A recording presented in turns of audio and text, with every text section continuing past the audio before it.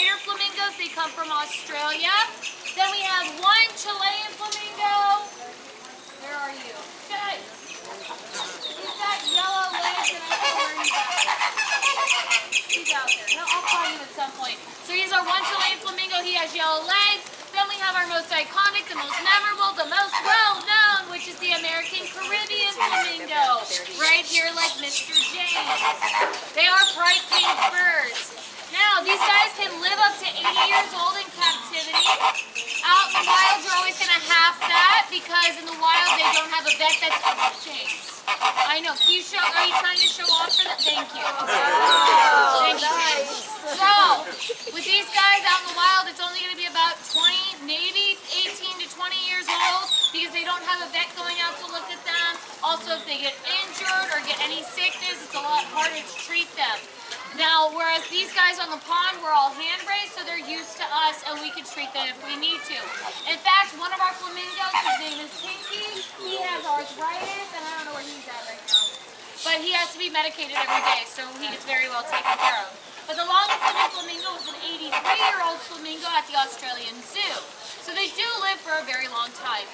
The greater flamingos, though, are what we call an old world bird, so we believe all of the other flamingos stem from them. In fact, they found bones as far back as 2.4 million years. So, flamingos have been around for a very long time, obviously a lot larger, but they have been around forever. Now, the reason that we have flamingos right here in Florida is because during the 1900s, we believe a hurricane came through and that it pushed them all the way into the Everglades. Now, we do have an established flamboyance on the Hialeah racetrack, and we actually just had about 20 of them fly in after Hurricane Idalia. These guys are non-migratory birds, but whenever there is a storm or they're looking for extra food or trying to get away from predators, they will move from that spot. But with a storm, they end up getting caught up in the wind current and end up right here in South Florida. So it's not a bad place to land, in my opinion. But they're doing pretty well. Now the youngest on my pond is James. He was up here yelling. He's my 5-year-old. Then we have our oldest on the pond. I know it's not old, but his name is Old Man, and he is 40. Like I said, I know it's not old, but his name is Old Man. He just looks like he's over life, and I get it, you know. But he's one of my favorites. Then we have our American Caribbean flamingos. These guys came to us. We do not buy any of our animals. They are all relinquished to us. But with the American Caribbean, we got them on a scientific collection study. So we went out, we grabbed up a couple of eggs at the Hialeah racetrack, and we brought them here and raised them right here on property. Now the reason for that is because if anything is to happen to our native population of flamingos, we still have the genetics to keep them going. So that's why they are here on property. As for the greater flamingos and the Chilean flamingo, unfortunately they did have a flamboyance that people had as pets, and then they all started to pass away, so they relinquished them to us. So now we have those guys here. Hi, James. Now the way to tell the difference between a male and female flamingo is by height. Now the male flamingos will be a lot taller than the females. In fact, our largest flamingos, the greater flamingos, can reach up to 5 feet tall. I am 5'5" for reference. So they do get very tall. They do not have teeth, so I do not have to worry too much about that if they happen to bite me. They have something called lamella. Now that lamella helps them to sit through and get their food. Also, they do have this curved bill that does also help them as well. And if you can see his nostrils, or any of the flamingo's nostrils, you can see right through it. And that's to help secrete salt out as they're eating in any of their native areas. We use well water though, so they don't have to worry about that. And the well water is all natural. I just caught them shrimp last week, and we give them all free-range food in here, but we'll also feed them the pellets. I know you just want to be louder than me today. It's okay. He doesn't like for me to talk over him. But I want you guys to also look at their beautiful long necks. So this neck has 19 bones in it. They use it to help them bring food from their mouth all the way to their throat. If you watch as each one is dabbling through, you can actually see each piece go down their neck, and then it's going to go into what we call the crop or the stomach. And then from there, these guys during breeding season will actually all produce milk, including the males, and it is a bright red color. And it's an extra protein like what we produce as humans, and so we call it a milk, except it comes out a bright red color. Now, flamingos are not true pink. Thank you, James. Flamingos are not true pink birds. I have to thank him every time, guys. I'm sorry. But they're not true pink birds. They start out a gray to white color. They do not turn a full pink till about 3 to 5 years old. So it does take them a minute to get this beautiful pink.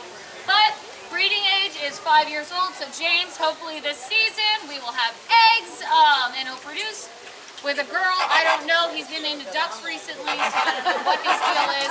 But he was hand raised and a single child. So he's just so desensitized and used to us. Because typically whenever we're raising flamingos, you want to raise them in a flamboyance of 2 or 3 so that they can learn together how to be a flamingo. But since he was a single child, he just acts like one and he thinks he's a human, a duck, or a flamingo. I have no idea what he thinks he is. He's a lot of fun. But I do know that everybody would like to know if they can fly away, right? So these flamingos on this pond cannot fly away because there's 1 of 2 things that you can do to stop them from flying away. One being you can clip their wings. I would have to do that every 2 to 3 weeks, and that's not just traumatic for me, but traumatic for him as well. So instead we do something called pinioning, and we'll do that at 1 to 2 days old. So that just means that we're going to take off from the wrist down. They don't even know it's gone, and it just prevents them from being able to take off into a straight flight. Now, my boss actually pinioned only his left wing because she wanted him to always be right on the pond, and I'm always wrong, so it's a grand old time. But most of them are pinioned on their left wings for that reason, because I'm always wrong. It's a great time. But no, these guys are super, super great. I actually got to help raise James from an egg just as much as I got to raise Buddy from 6 months old. It's a lot of fun. Now, a lot of the animals that you're going to be seeing today are injured or imprinted. Imprinting is hand feeding an animal, getting them so desensitized to humans that they don't know where to get their own food sources or even how to be that natural animal. So instead we keep them here on property. We will either give them a boyfriend or girlfriend, and then they get to make babies. So that's what we try to promote here. A lot of babies. But just because of you beautiful people all coming in here all through these doors, it goes straight back to their mouths, not ours. We don't ask for any of it. We hope you guys just enjoy your time and learn something. That being said, we are a wildlife sanctuary, so all of these animals have to be here. We cannot release them. Even though I do not believe that these animals should be in captivity, we do it for a purpose. Now, any of our injuries could be missing an eye, missing a wing, missing some toes. They might even have what I like to call a pimple. Now, if you happen to see any of those animals, as long as they are in a cage, if they're outside of a cage, please call me. If they are in a cage, please do not call me. I do know why they're here. In fact, we give them that second chance, and because of you beautiful people, we are able to feed everybody on property and take care of them just fine. All of my animal enclosures are tailored to each animal. Each one does get a mate, unless they are very mean. So, kind of depends. We do have one lady hawk that just does not like men. So, she will not be getting a mate. She'll try to eat it, but I can't do that.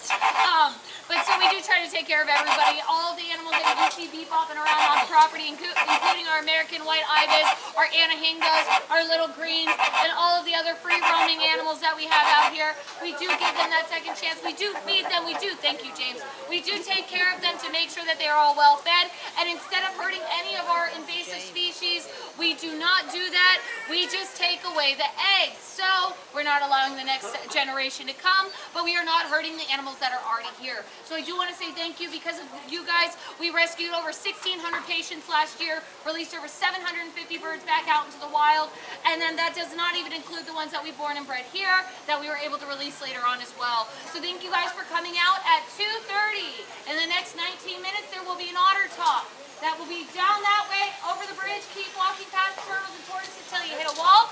And I want you to do me one big favor.